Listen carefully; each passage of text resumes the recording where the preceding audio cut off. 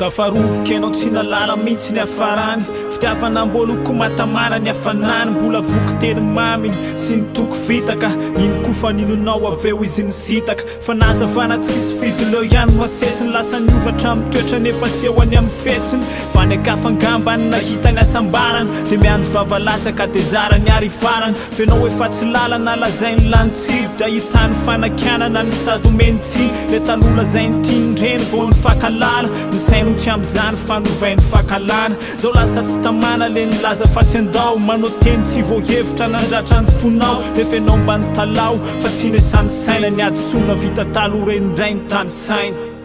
Zamtani tsumfalewan Fatsianao ndreny tomany Iantsoan'azy mivezen Fanwao nandray lotereny Zamtani tsumfalewan Fatsianao ndreny tomany Iantsoan'azy mivezen Fanwao nandray lotereny aizy reny talo zao enao ty tomby semby se mahita anareo roa ohatrany tsy ho faty reto nomenao zay fitiavanao fa izy no atokisanay tsy nijanonanela ohatrany tany nafikisana fa le menao to tsy hitany fa niazany mifatany fa melanao ny adisony efa impiry tsy mba tsapany zao enao voaratrany tsy lafo na fekena fa tsy lela rainy lasa de andeha mony teny fa ho avy ny andro rainy ratraponao mbolo sitra no voadony izany ekafa neninany zavabitany fa androany aloha lasa sakaizanao raha fanenenany reo fotoana teo anilan-dreny tiana ho iverenany satrinao aza tsy farany fa niazy efa safidy ny andro mamy teny an-tanany enao tolorany mangy efa hoe toko fitakio atselany eto tany raha nandao izy nisitako tsoforano de alehoany